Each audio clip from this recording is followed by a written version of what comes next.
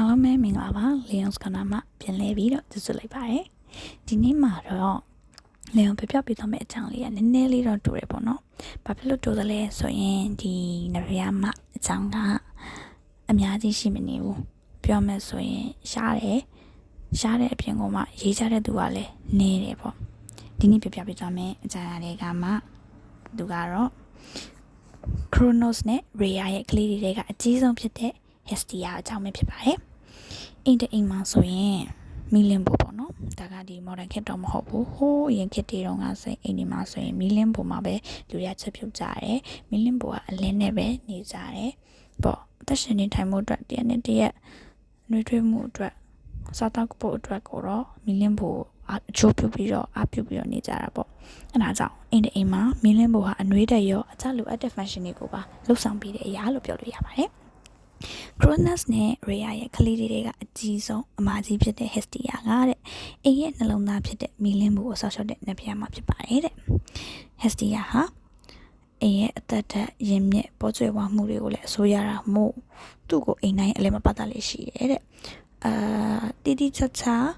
temple တစ်ခုဘုရားကျောင်းဆောင်တစ်ခုလိုမျိုးကျောင်းဆောင်နေစောက်ပြီးတော့ပူဇော်ပတ်တာမျိုးလောက်တာမရှိဘူးလို့တော့မဟုတ်ဘူးရှိတယ်။ဟစီယာကိုမူတည်ပြီးတော့စောက်ထားတဲ့ကြောင်ဆောင်တွေမရှိတာမဟုတ်ဘူးရှိတယ်။ဒါပေမဲ့အိမ်တိုင်းနီးပါးမှာသူ့ကိုပူဇော်ပတ်တာတဲ့ဥစ္စာရှိနေကြတာပေါ့။ရှေးခေတ်ကဆိုရင်လူတွေကတနေရာနဲ့တနေရာကိုပြောင်းရွှေ့တဲ့အခါမှာမိခင်မျိုးဆိုတာမွေးတဲ့မျိုးကိုပြောတာပေါ့လေ။မိခင်မျိုးကမိကိုလမ်းမယူဆောင်သွားကြတယ်တဲ့။မိဟာအလင်းပေးတာအပြင်သူ့ရဲ့အနှွေးနဲ့အသက်တက်ကိုပါတည်ဆောင်တဲ့သဘောမျိုးဖြစ်နိုင်တယ်လို့ပြောလို့ရတာပေါ့မိခင်မျိုးကနှလုံးသားကိုသွားတဲ့နေရာတွေမှာယူသွားတယ်ဘယ်သူရဲ့နှလုံးသားလဲဆိုရင်မိခင်မျိုးကနှလုံးသားပေါ့နေရာတိုင်းမှာ comfort ဖြစ်စေမယ့်အရာနေရာတိုင်းမှာနှွေးထွေးစေမယ့်အရာဒါကြောင့်မိခင်မျိုးကမိကိုယူသွားတယ်လို့ပြောကြတာပါဆိုတော့ Hestia ကအိမ်တိုင်းလို့မှသူ့ကိုပူဇော်ကြတယ်ပတ်တာကြတယ်အထူးတလဲမလို့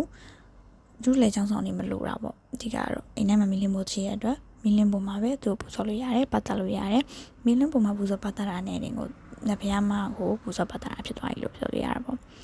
ဒါပေမဲ့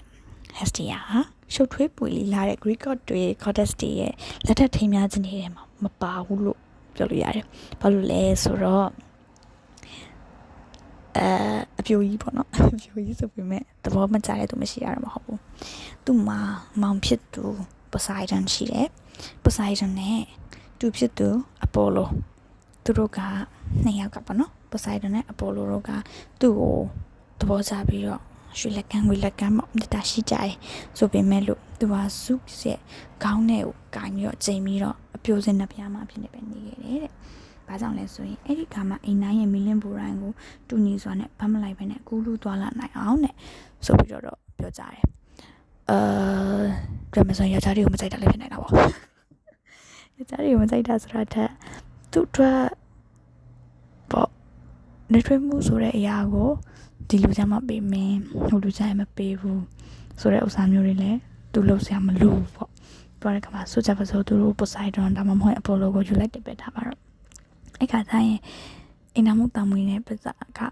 လာမလီဆိုတဲ့အခါသူ့ရဲ့အလိုနိုင်အိမ်တအိမ်ချင်းစီကမီလင်းဘူးတွေကိုတွားပြီးတော့လူတွေကိုကူညီပေးတဲ့ဥစ္စာလူတွေကိုအနှွေးတက်ပေးတဲ့နေရာလူတွေကို blessing တွေပေးတဲ့ဥစ္စာမှာသူတိတ်ပြီးတော့မလုပ်နိုင်တော့မဲ့ဥစ္စာကိုလည်းမလို့ချင်တာဖြစ်ဖို့များလိမ့်မယ်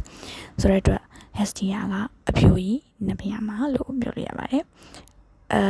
နားထောင်နေတဲ့သူတွေထဲမှာလည်းအခုချိန်ထိအပြိုကြီးဖြစ်နေသေးတယ်ဆိုရင်စိတ်မပူပါနဲ့Hestia အကြောင်းတွေကZeus ရဲ့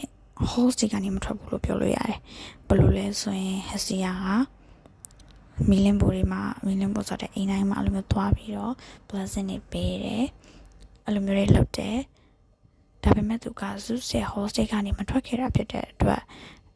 ပေါ့မစွန့်ခွာခဲ့ဘူးအဲ့ဒါကြောင့်မလို့ဘုရားကျောင်းတော်နေလည်းမလို့အခက်တလို့မျိုးရှိတာပေါ့လေအိမ်တိုင်းမှာမီလင်းဘိုရှိတယ်မီလင်းဘိုတိုင်းမှာသူကိုပူဇော်ပတ်တာလို့ရတယ်ဆိုတဲ့အတွက်သူ့အကြောင်းအရာဝင်ပုံစံတွေကတော့နည်းတော့ရှားပါတယ်တဲ့ဒါပေမဲ့ကြုံတလို့မျိုးလျော်ကတော့ Hestia အကြောင်းလေးတွေကိုသင်ပြသွားပါအောင်မယ်ရှင်ဒီနေ့ပြပြပေးသွားတာကတော့နှလုံးသားနဲ့တူတဲ့နှွေးထွေးတဲ့အကြီးဆုံးနတ်ဖျားမှာဖြစ်တဲ့ Hestia အကြောင်းပဲဖြစ်ပါတယ်